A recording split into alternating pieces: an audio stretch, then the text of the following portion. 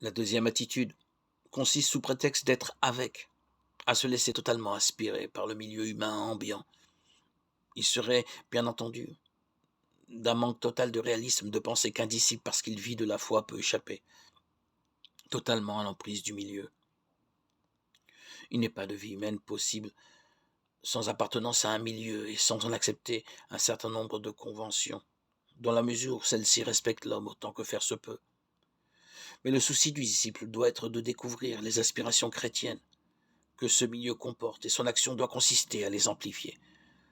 Il appartient à un milieu, mais avec une liberté suffisante pour en juger les valeurs à la lumière du Christ.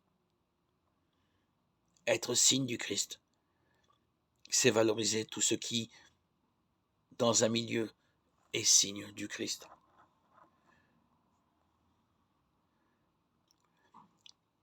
Cette deuxième attitude ne va pas sans difficulté, sans opposition ni affrontement.